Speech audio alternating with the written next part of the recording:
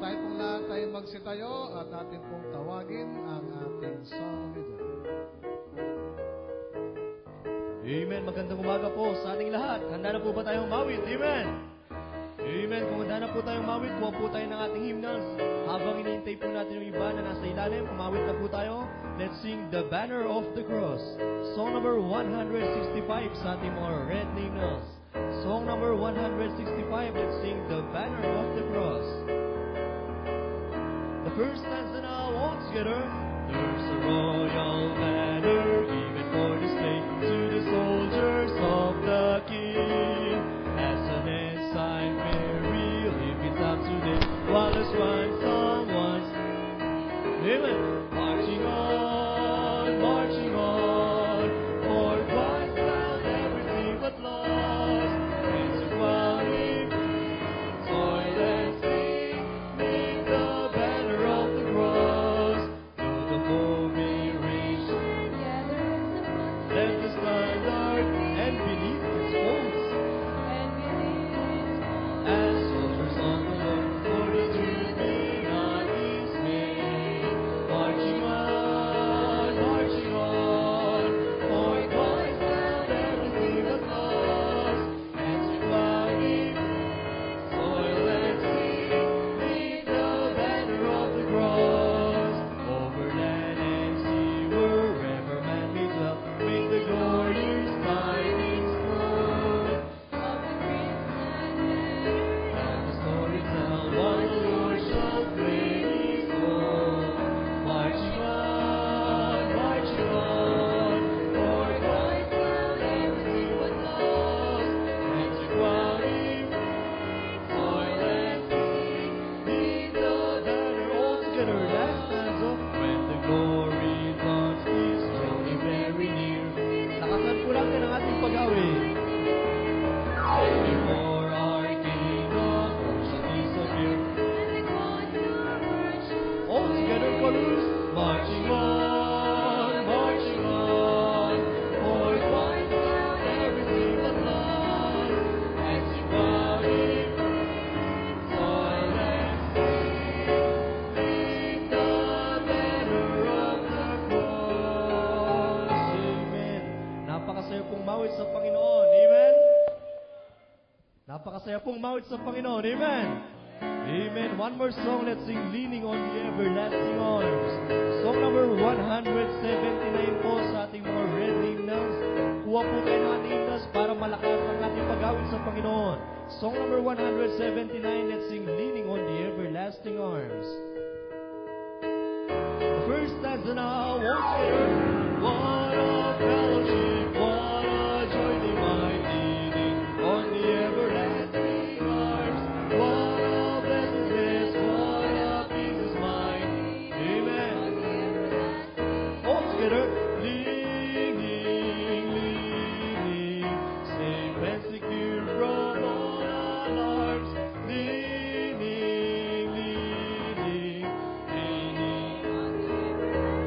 Second stanza, ladies. Oh, how sweet to walk in this pilgrim way. Amen. Oh, how bright the path grows from day to day. All together, chorus. Leaning, safe and secure from all alarms. Leaning on the everlasting. All together, last stanza. What have I to dread? What have I to fear? Amen. I have blessed peace with my Lord so near, leaning on the everlasting arms. Leaning, safe and secure from all alarms. Leaning on the everlasting arms. Amen. Hilingin po natin si Sir Joyce sa ating opening prayer.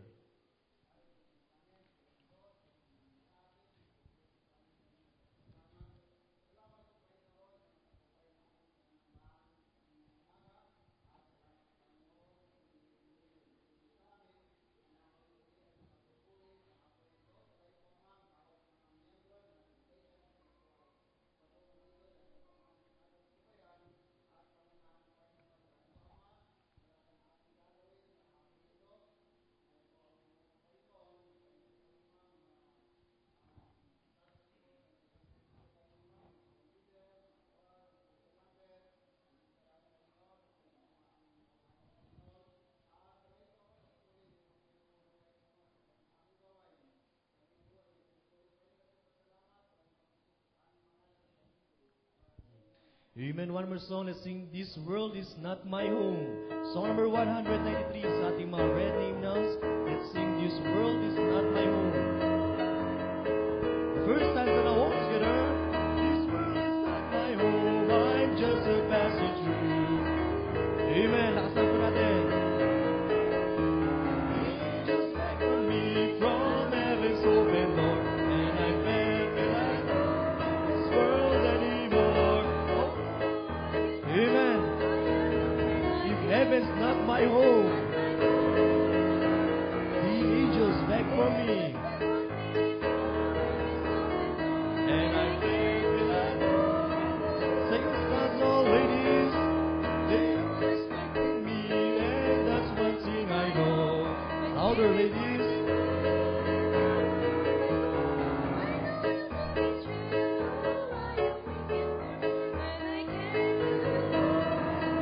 All together.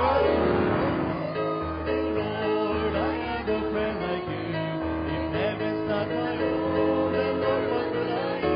The angels beckon me from heaven's open door, and I can't. All together, last time song. Just up in glory land, we'll live eternally. The saints of every end are shouting victory. Their songs of sweetest praise. And I can't get this world any older. I have a friend like you. If heaven's not my home, the angels beg for me. And I can't get this world anymore. Amen. Maaari na po tayo mapo.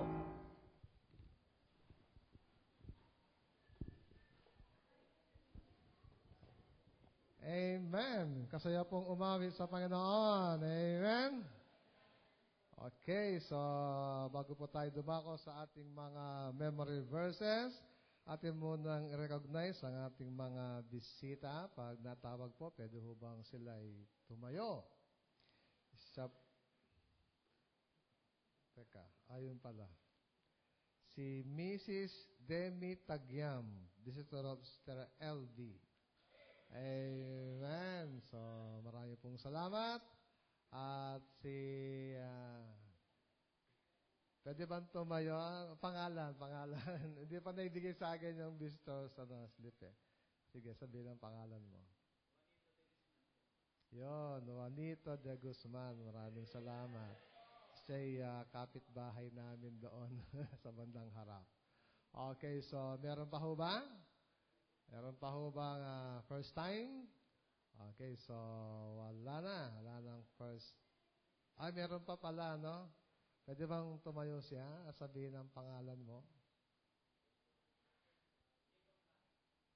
Jacob? Paan. Okay, amen. Kayo na bisita? Sa'yo. Okay, kay Tintin. Amen. Maraming salamat. Kayo po ay aming mga guests sa hapon na ito. Okay, kayo ba ay handa na? Parang tumatahimik eh. Okay, so tayo dumako sa ating memory verse. Una po ang mga ladies. Tapos sa mga men. Sige po, ladies po. Memory verse and then ilang testimony.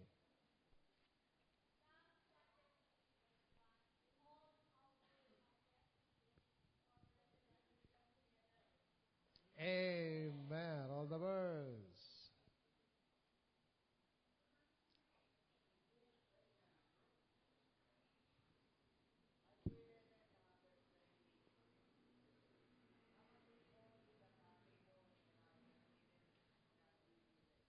Amen. Ay, di pa tapos. Kala ko tapos.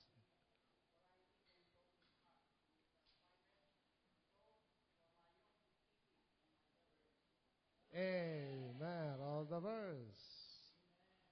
So, joy. Amen. Oh, si Blessed.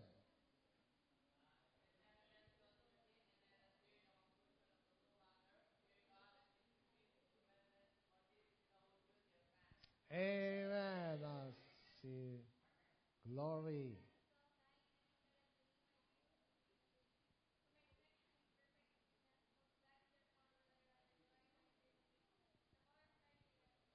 Amen. O, meron pa?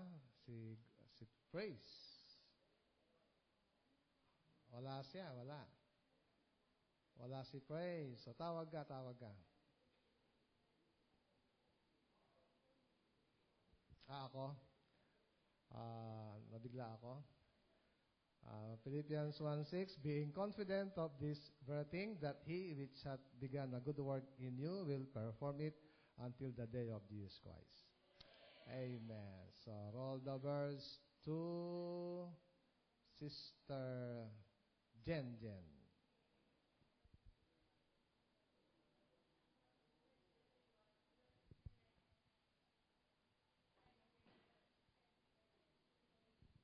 Amen. All the birds.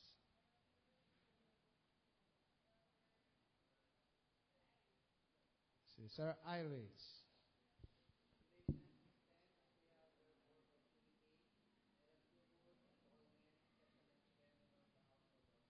Amen. All the birds.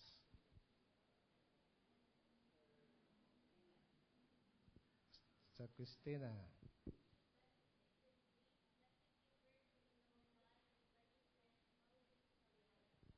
Amen. All the birds. Brother Bong.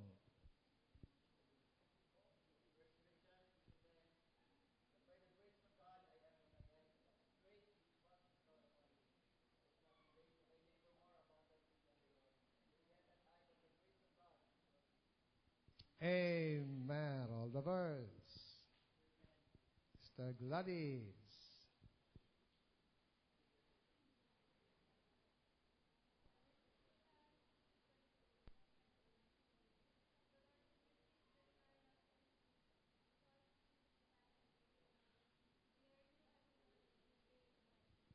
Amen. Sige po, last 5 po tayo. 5 lang. Si Brother Andy.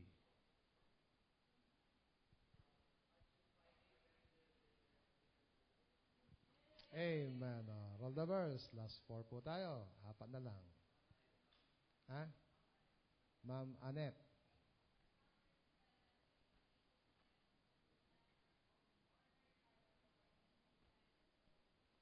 Amen. So, last 3. Last 3. Si Brother Noel Gahudo.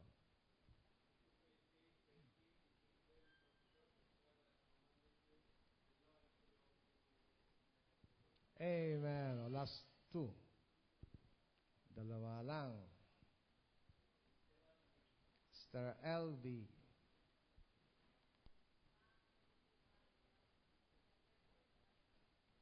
Amen. Isa lang po. Isa na lang.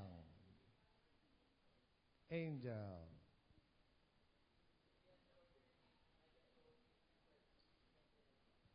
Amen. So, marami pong salamat at purihin ng Panginoon sa ating mga Bible verses.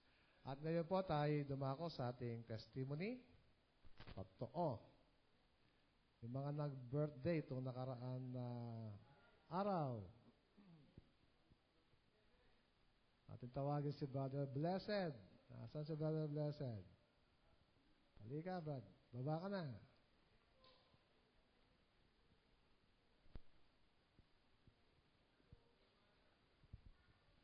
Loose.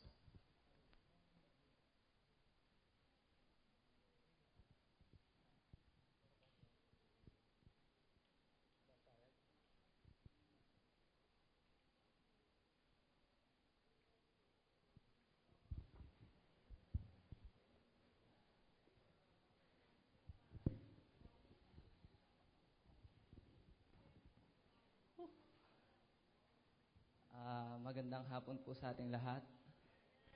At nagpupurit, nagpapasalamat po ako sa Panginoon. Nananahimik na ako sa taas eh. Ano ba?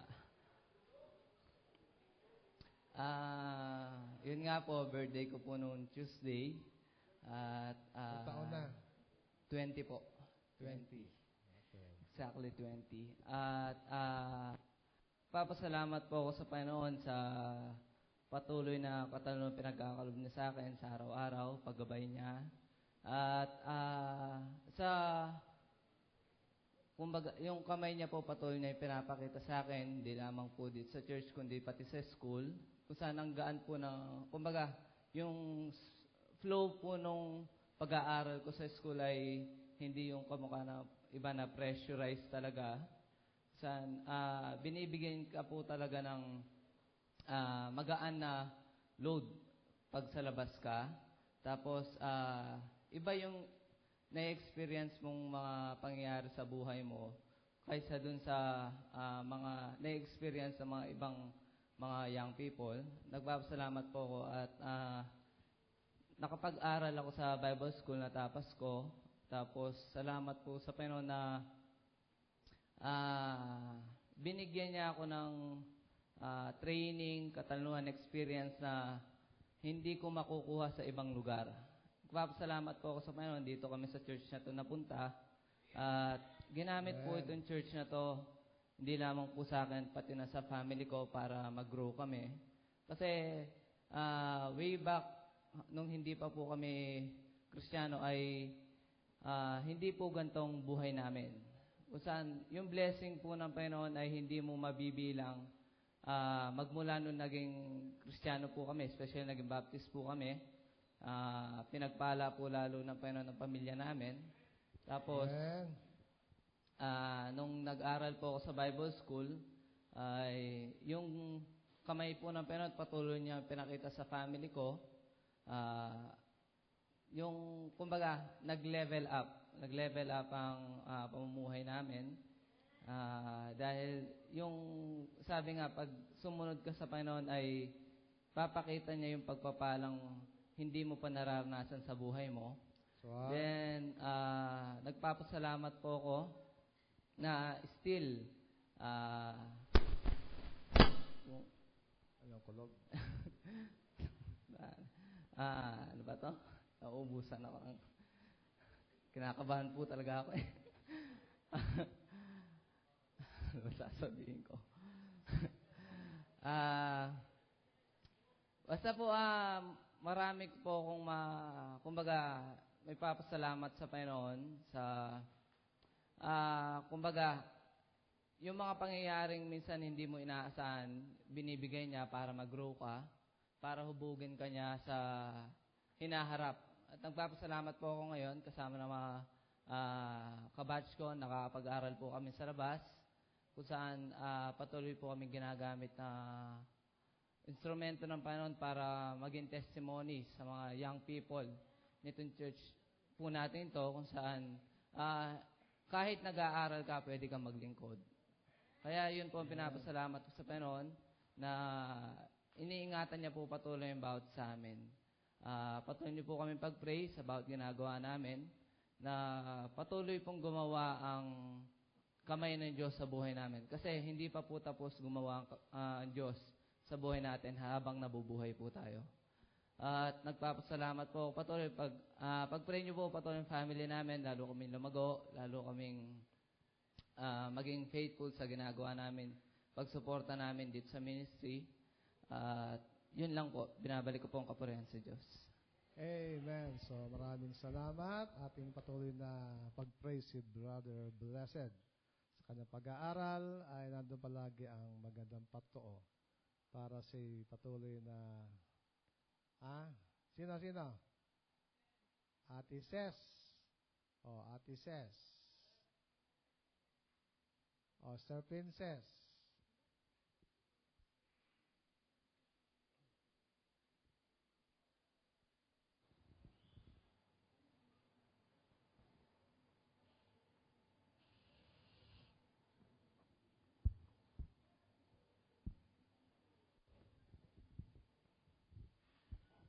Magandang hapon po sa ating lahat. Hindi ko po birthday. Ako tinawag. Nagpupuri po ako, nagpapasalamat sa Panginoon sa patuloy niyo hong pag-iingat sa akin, sa aming family, sa kalakasan ho ng pangangatawan, sa patuloy na pag-iingat, sa everyday travel po namin dito. At maging sa pag-aaral ko ho. So, malaking bagay po. Tapos na po yung first trimester ho namin. Natapos ho kahapon. Natawa nga po, kakabayad ko lang ng tuition, magbabayad na pang enrollment. Pero ganun pa man, at least natapos na po yung first trimester po. So, isang sem na lang po ako. And then, examination, tas thesis na lang po. So, medyo mahaba-haba, pero at least may natatapos po ng paunti-unti. So, malaking bagay po na may lumilipas yung panahon, yung oras na may na-achieve, may na-accomplish ho. So, sabi ko nga kung hindi, pero nung June po talagang malaking struggle po na kung papasok po talaga ako, itutuloy ko ba o ano. Pero ano na ho, talagang kailangan na para hindi rin ho sayang yung in-enroll ko ho nung mga nakaraan na panahon ho. So, blessing po na every Saturday, every na papasok ko, pag uwi mo, yung talagang, praise the Lord, nakatapos na naman ang Sabado. So, malaking struggle at malaking bagay ho kasi talaga. Pero, ang Panginoon po yung patuloy nagsusustain po sa amin. Maging ho sa asawa ko ho kasi para din ho siyang estudyante. So, ano din ho sa kanya, accomplishment din po. Kasi siya yung naiiwan ho sa bahay. So, ang tendency, lahat ng dapat kong tatrabahuin every Saturday, siya po yung magtatrabaho ng mga yon. So, malaking, hindi lang ho sa akin, maging sa kanya ho kasi. Kaya ho talagang, buti na lang po. Naiintindihan ho na asawa ko yung ginagawa ho namin. So, malaking bagay po yun. Patuloy nyo hong pag-pray, maging po yung health ho namin, si Chen din po sa kanyang medication po, sama nyo siya sa prayer na ma-outgrown na po niya yung sakit niyang yan at dumating yung araw na maging malakas na rin ho siya, gaya nung ng mga ibang bata. So, tapos na po. Ayaw na. Yun po, pakipag-pray niyo po kami patuloy at yung provision ho ng Panginoon, tsaka ho yung patuloy na ho pag-iingat niyo sa amin. Yun lang po. Amen. So, maraming salamat. Ating pag-pray na ito'y dapat na matapos po niya ang kanyang pag-masteral. Okay, isa lang, tawag ka.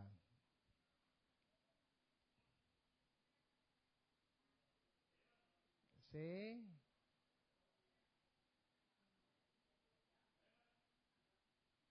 Sister Sonia. Yan, tayo pinagagalak muli sa ating kasama ngayon. Galing sa Amerika. Amen. So, parang mahaba-haba ang testimony. Ilimit natin. Sige po. Thank you. Magandang hapon sa inyo lahat, mga kapatiran. Maraming salamat sa mga dalangin ninyo mula noon pa na alam ko through sa mga prayers nyo, nandito pa ako buhay. Kasi laging ako'y may sakit. Pero dahil napakabuti ng ating Panginoon, dininig niya lahat ang mga panalangin ng mga righteous na tayo. Ganun. Tapos, ang masasabi ko lang, sa Panginoon, walang imposible. Kasi, napatunayan ko yon na in spite na laging may sakit ako, ganun. Pero binayaan ako ng Panginoon na makapunta pa ng Amerika, nakapag-attend dun sa wedding ng anak ko, nakasama sila sa matagal na panahon, at napakabait ng Panginoon dahil sa pagpunta pa lang namin, yung airplane papuntang Seoul, ang storm nasa may likod namin. Kaya yung turbulent yung flight namin. Hanggang talaga nagpipray ako maigi hanggang makarating nga kami doon sa Seoul na ligtas. Then nung pauwi naman kami, nasirahan naman yung flight namin from New York to Seoul.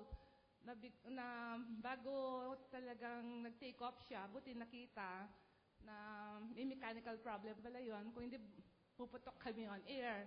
Kaya for 3 hours, nag-stay kami doon. Mm-mm. Para maayos yung plane na gano'n. Then, nung finally makapag-take off kami lahat, ang isang problem naman namin, yung connecting flight naman namin going back from Cebu to Manila, dahil ang oras, dapat 3 hours lang and a half. Paano yung, di ba, matagal bago ka pa makalabas sa airport na gano'n. Kaya nag-pray ako talaga maigi. Sabi ko, Lord, hindi pwede, hindi ako makuwi. Dahil kailangan ko yung CPAP machine para pag natutulog kasi ako, hindi pwede yun Kasi nag-stop yung puso ko. Kako, nandun sa plane yun. Na paano nun, kung mare, kasi sirabihan kami, baka makapag-stay pa kami ng another day sa Seoul. Then, sabi ni Van, siguro most likely, dito tayo. Paano niyan? Paano ako makakatulog? Sabi kong gano'n. Pero in spite of that, sabi kong gano'n, magpe-pray pa rin ako maigi. Sabi kong gano'n. Tapos, miraculously, nung malapit na kami sa Manila, sabi nung steward, yung lalaki, na kaming taga-bound for Manila, na-late daw ng 29 minutes yung plane pabalik.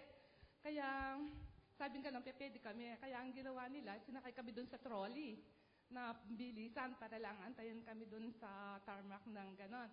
Pagpasok namin, sara na kagad yung airplane. Kaya nandun.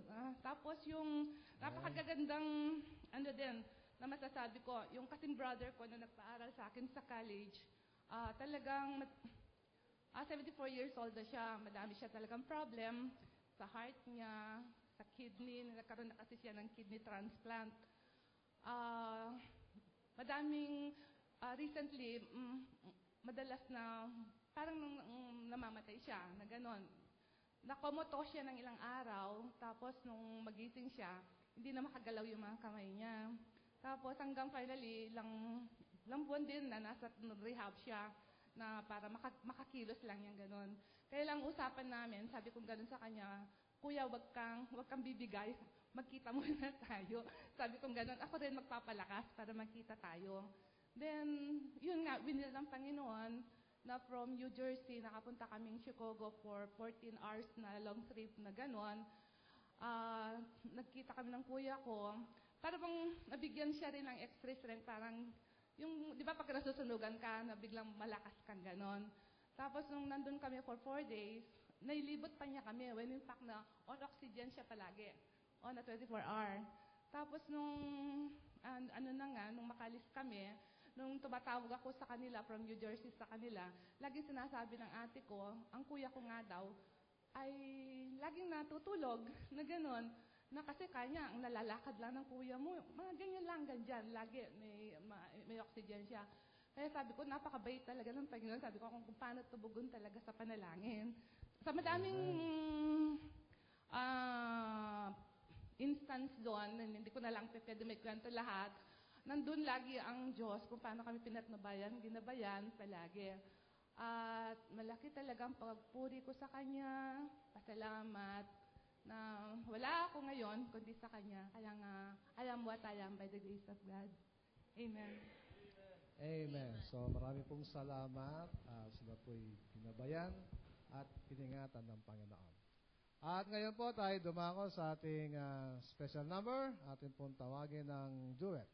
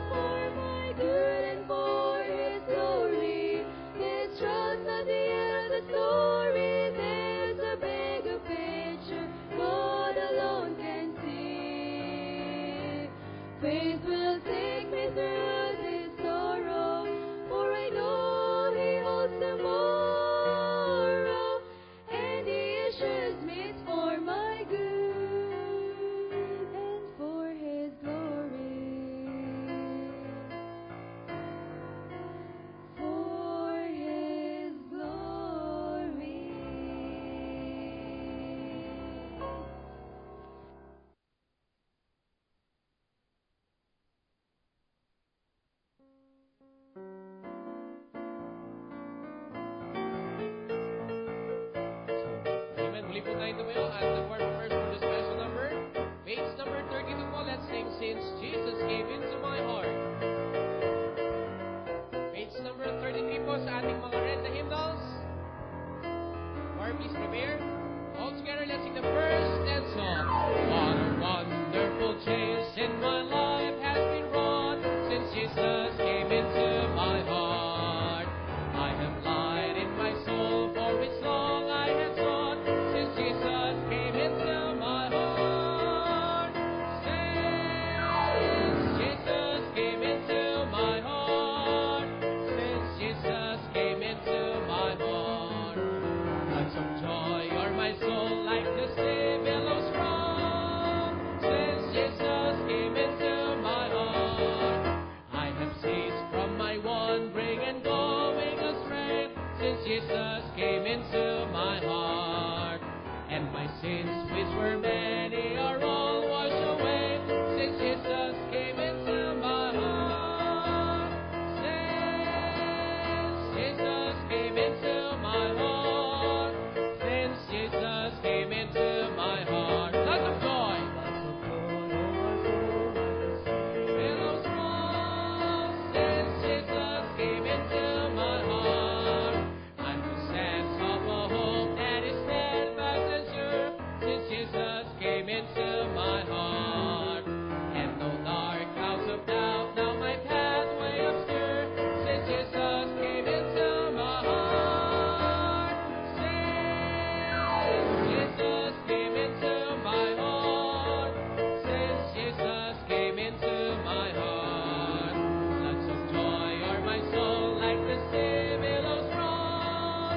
Since Jesus came into my I shall go there to dwell in that city I know, since Jesus came into my heart. And I'm happy, so happy as onward I go, since Jesus came into my heart. Since Jesus came into my heart, since Jesus came into my heart, lots of joy o'er my soul like the sea billows run. Since Jesus came into my heart. Amen. Please be seated.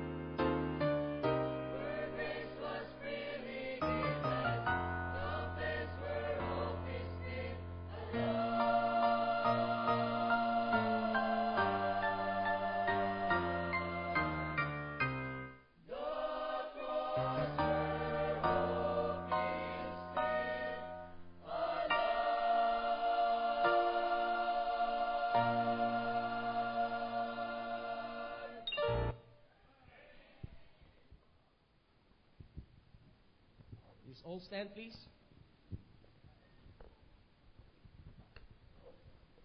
Waitin po natin ating inspiration about consecration and commitment. Good morning po, amen! Opo, huwag po tayo matutulog ha, umawit po tayo. At sabayan po natin, handa ang ating mga puso sa pakikinig ng salita ng Panginoon. Everybody in the first stanza. I am the salt, no longer to linger, charmed by the words delight.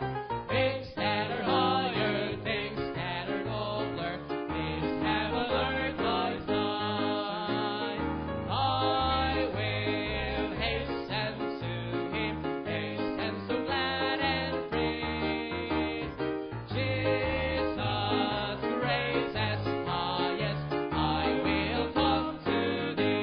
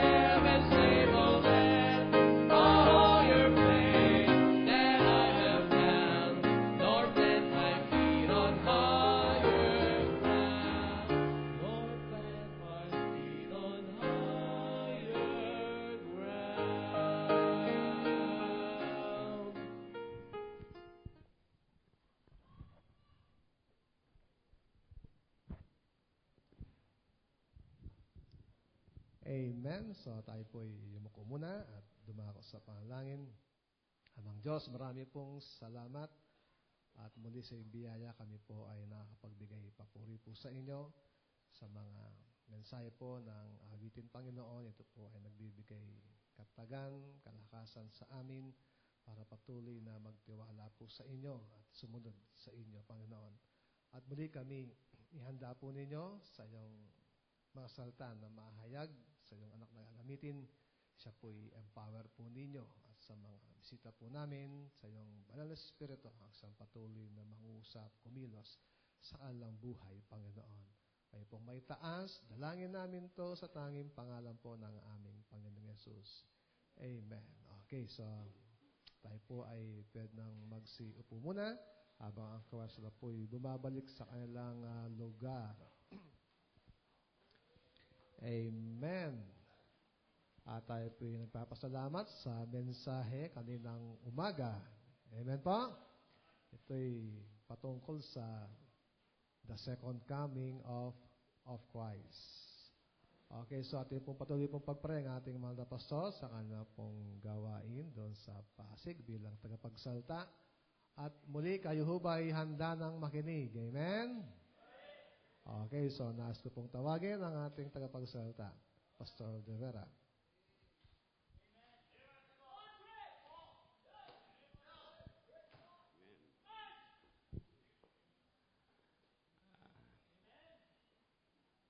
Magandang hapon po sa atin lahat.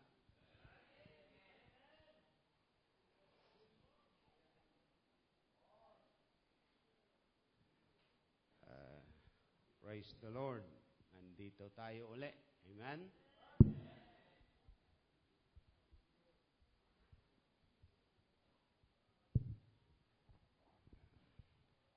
Presko dito. Okay? Kaya hindi pwedeng, rarayumain ka dito. Okay, lalo na pag tumatanda na. Sabi nila, kalabaw lang tumatanda. Sa mga ayaw umamin. Alright, so magandang hapon po sa atin lahat. Amen? Na-enjoy ko po rito. Pwede bang mag-membership na rito? Okay. Kasama ko naman yung misis ko eh. Kung tatanggapin niyo po kami. Alright, so salamat sa Panginoon. Salamat sa special number. At muli, tuwing Martes nandito po kami, pero hindi tayo nagkikita yung iba. Kaya ngayon, salamat, nagkita tayo. Amen. Pero purihin ang Panginoon. Mayroon tayong magandang relationship, magandang fellowship. Amen. So, thank you sa mga special number and testimonies. So, ang ating pag-uusapan ngayon is the foundation for a strong family. And I believe na ito'y kailangan, sa bawat pamilya, sa ating gobyerno, okay, sa ating iglesia.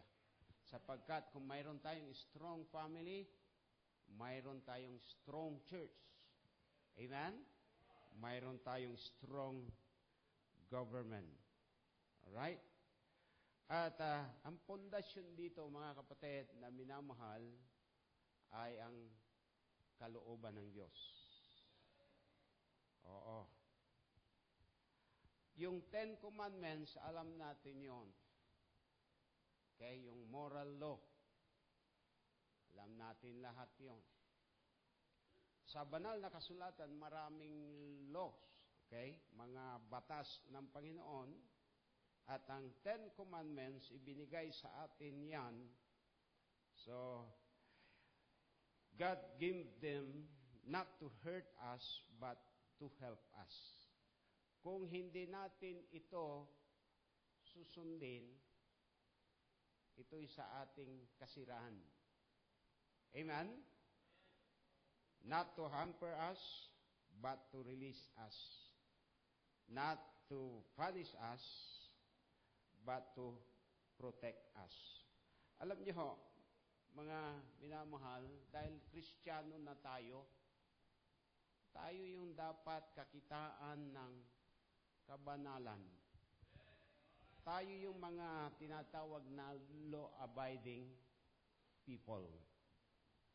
Amen? Oh, hindi yan ibinigay para maligtas tayo. Ibinigay yan para tayo ay maging matatag yung buhay natin para protektaan tayo. Okay? The foundation for a strong family.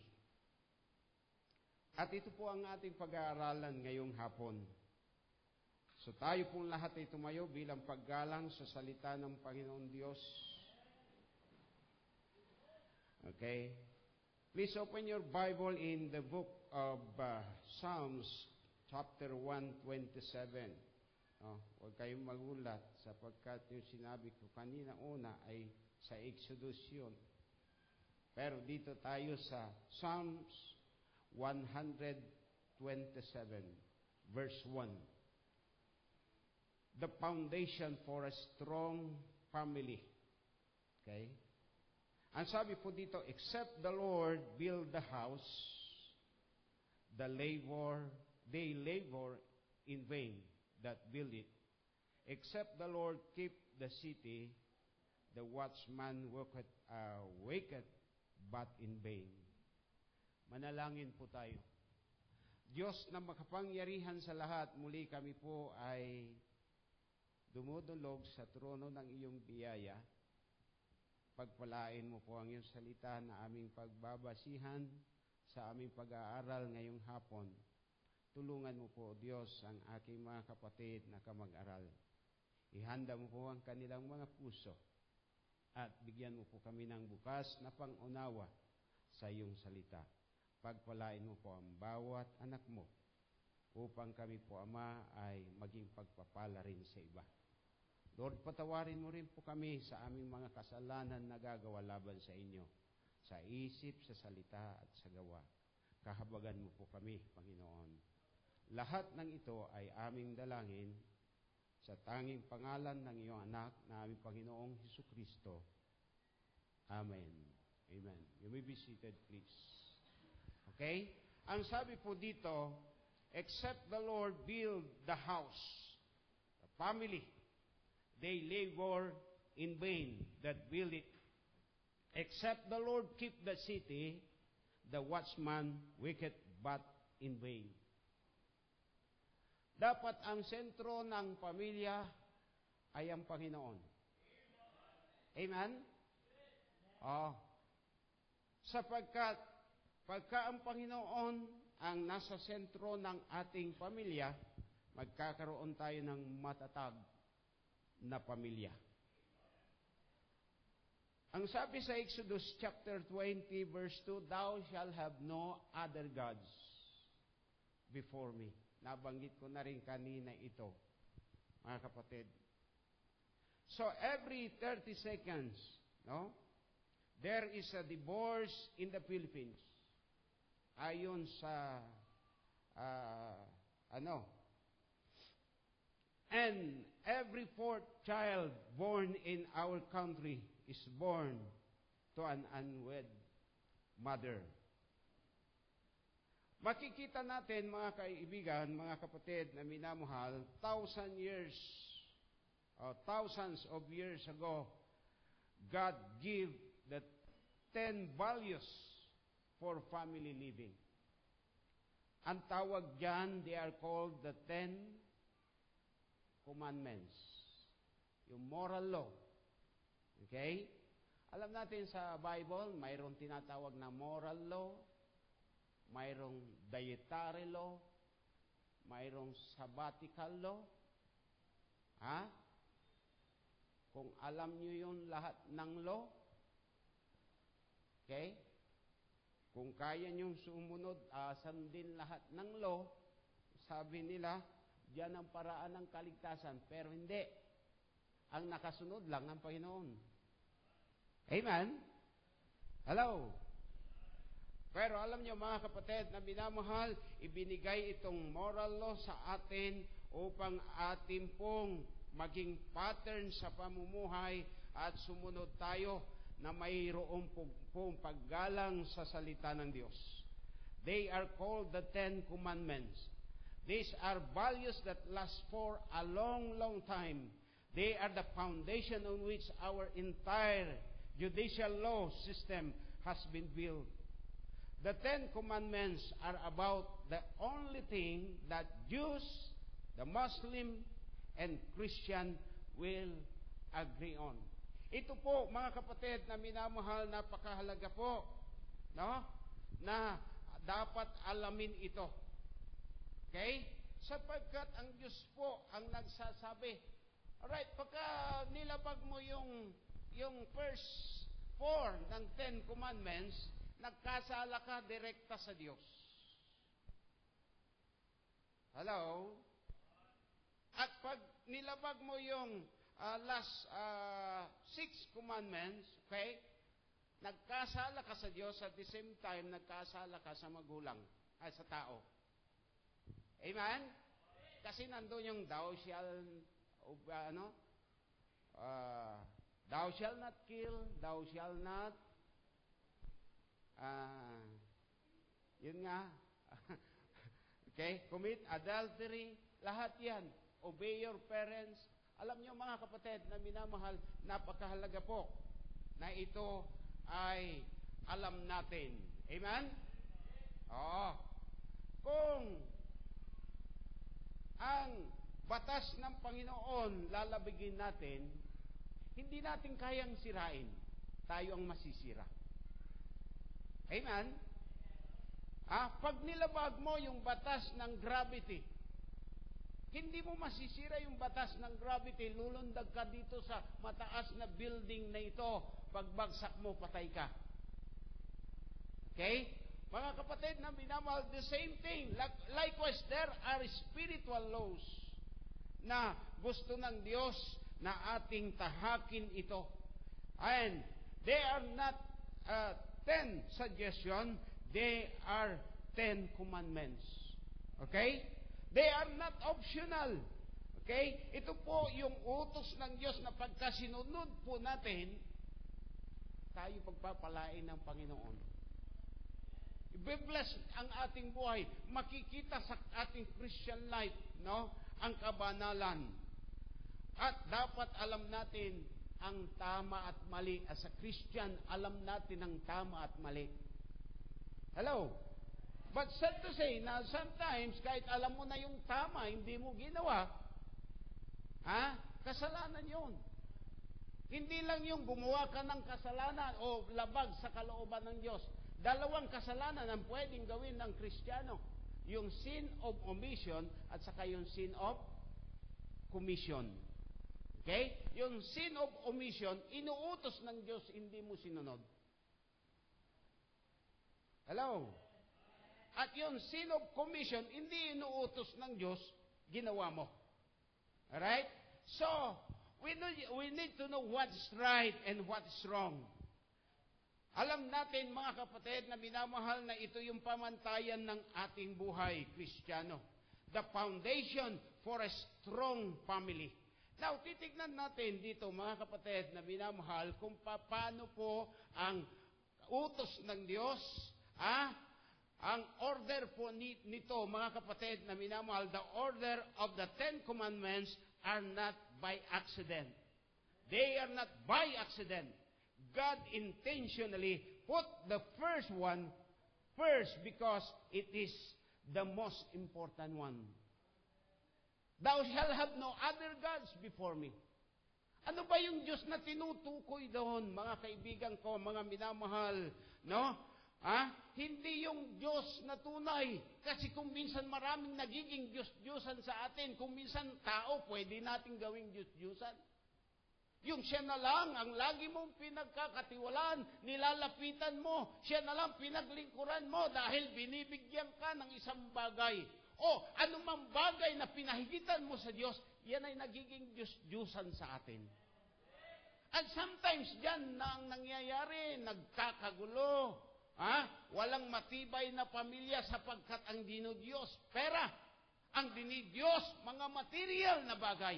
Nagiging materialistic po tayo, mga minamahal. Pero alam natin, ang first na kailangan natin, hindi ang material things. Ang kailangan natin, ang Panginoong Hesukristo. Amen? Ang kailangan natin, una-una, sa buhay natin, ay dapat ang ating Panginoong Hesukristo. Ang Diyos na tunay, ang Diyos na buhay. So ito po yung principle, mga kapatid na minamahal. Put God first. Sa ating mga pamilya. God says, I demand top priority in your life.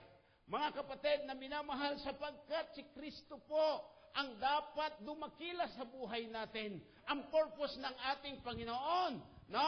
Not only to enter in the life, but to be the King in the life. Nung tinanggap mo siya, hindi lang pumasok para manirahan, kundi dapat gusto niya maging presidente siya. Not only to be resident, but to be president. Amen? Not only to have a place or to be prominent, but to be preeminent in our lives. Siya po ang dapat dumakila. Christ must be reside rather than only reside. Ito po, mga kapatid na minamahal, ang ating pag-uusapan ngayon, hapon, sapagkat minsan, kahit na Kristiyano na tayo, napapahintulutan natin na iba yung priority natin sa ating buhay. At ang Diyos nalulungkot doon. Tama po ba? At gusto natin, lalo na sa mga pastor, na magkaroon ng mga matatag na pamilya upang magkaroon ng matatag na iglesia. Amen? So ito po, mga kapatid na minamahal, ang ating pag-uusapan ngayon. And sometimes, mga kapatid, kahit yung mabuting bagay na ibinigay sa atin ng Diyos, minsan nagiging karibal ng Panginoon. Di ba? Pagka nagkanegosyo ka na, napapabayaan mo ng paglilingkod sa Diyos. Pag may maganda ka ng posisyon sa trabaho, naitatabi mo ang paglilingkod sa Diyos. Di ba ganon? Kung kailan pinagpala ka ng Panginoon, saka mo nakakalimutan ang dapat priority sa buhay mo. So, ito po, mga kapatid na minamahal, every time na ang Diyos po nagbigay sa atin ng prinsipyo, okay? Nagbibigay din siya ng pangako. Di ba? Seek ye first the kingdom of God and His righteousness, and all these things shall be added unto you. Di ba? Sabi niya yan? Amen? Lahat problema natin, pare-pareho eh.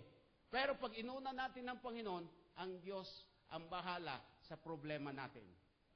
Okay? So, mayroon pong promise ng Panginoon. Put God first, and He will direct you and crown your effort with success. Ang sabi po dito, mga minamahal sa Proverbs chapter 3, okay? Lalo na sa mga nagsisikap ngayon, kumukuha ng kurso sa college, no? May mga ambisyon po tayo. Pero kumusta yung ambisyon mo? Baka nagiging karibal yan ng Diyos. Okay? Ang sabi po ng Panginoon dito sa Proverbs chapter 3 verse 5 and 6, look at your Bible, sabi po dito, trust in the Lord with all thy heart and lean not unto thy own understanding. In all thy ways acknowledge Him, and He shall direct thy path. Okay? In all thy ways acknowledge Him. Lean not into thy own understanding. Kung minsan kasi, matalino ako, kaya ko ito. Huwag ganon. Hello? Oo. In all thy ways acknowledge Him, and He shall direct thy path. Your part is to acknowledge Him. And His part is to direct your path. Hello? And there is no one of the great promise of success. If you want success, or if you want to be a successful, put God first in your life. Amen? Put God first in your life. Wherever you want God bless, God to bless you, put Him first in that area. Alam niyo po, mga kapatid, paano, maaari itatanong natin, paano ko gagawing una sa buhay ko ang Panginoon? Ayan, maaring tanong mo yan. Paano? At anong ibig sabihin na unahin ko siya sa buhay ko? So, bibigyan ko po kayo ng 5 punto po. I took the acrostic type ng yung salitang first. Amen? Oo. Bibigyan ko po kayo ng 5 punto. Okay? Kukunin natin sa acrostic type yung salitang first. Okay? I am going to give you 5 ways to put God first in your life and your family. Para maging strong yung family natin, para maging matatag tayo spiritual, mayroon tayong 5 bagay na dapat gawin na ang Diyos nga ang dapat na una. Amen ba? Handa na ba kayo? Okay? So number 1, okay? Put God first in your finances. Okay? Put God first in your finances. So let's start with the most difficult one. Nakita natin dito, pero ang isang taong right sa Panginoon, magiging right siya sa kanyang tinatangkilik. Totoo nga ba na ang Diyos number 1 sa buhay mo? Ito ang testing. Testing number 1. Okay? Put God first in your finances. In Proverbs chapter 3, verse 9 and 10, sabi po dito, honor the Lord with thy substance, and with the first fruit of all thy increase. So shall thy barn be filled with plenty, and thy presses shall burst out with new wine. Okay? Mga kapatid na minamahal, alright, kung lahat ng Kristiyano, alam nyo, yung bilang natin na ganito, sa amin, hindi ganyan bilang. No? Pero by the grace of God, minsan-minsan, umaabot na rin kami ng more than 100. Amen? Sabi ko, kung lahat kayo nagtatights, hindi maghihirap ang church sa financial. Hello, amen? Kung lahat tayo ibibigay natin yung tithes natin, kaya na natin magpa-aircon din. Hello, amen? Oo. Alam nyo, bakit ganyan? Ako'y naniniwala, may mga Kristiyano na tapat na nagbibigay ng kanilang kaloob, tithes and offering at lahat ng offering sa Panginoon. Put God first in your finances. Okay? So ang Diyos po, mga kapatid na minamahal, ay nakikita niya. God says, give me the first part back and I bless all the rest. Ito po ang kanyang sinabi sa atin. Sabi niya, honor the Lord with thy substance. Okay? At sa pamamagitan ng paggastos natin ng ating mga pera, doon natin mapapatunayan kung ang Diyos nga ang una sa buhay natin. Amen? Baka nagtatights ka doon na lang sa tira-tira.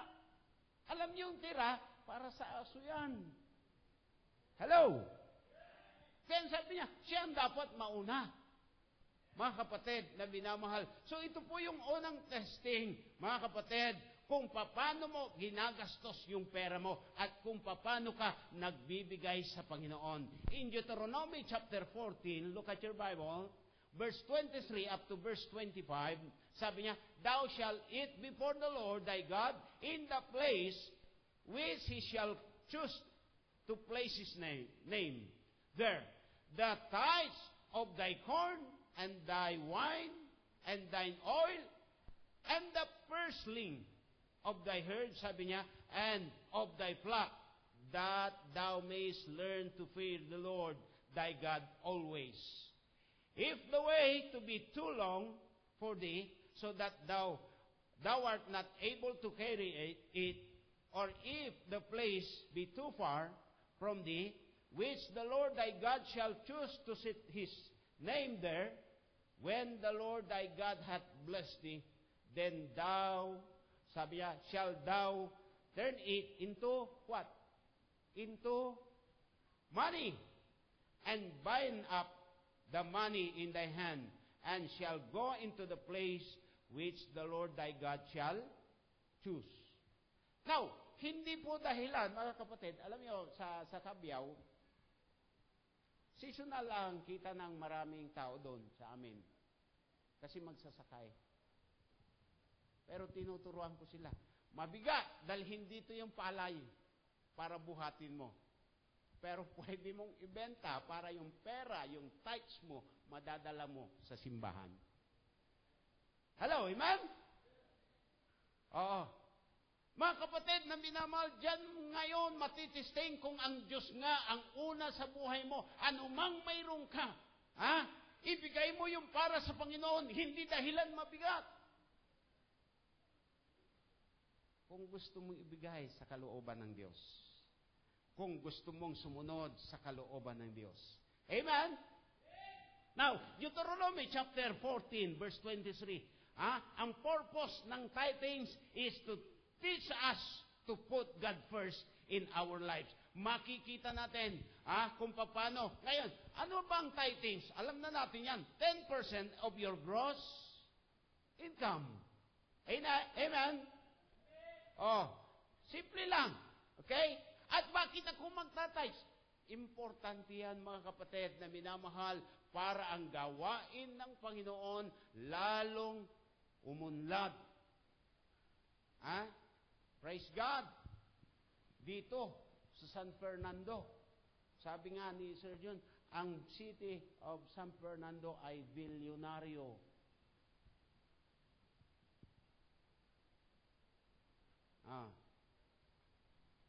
Hello, amen?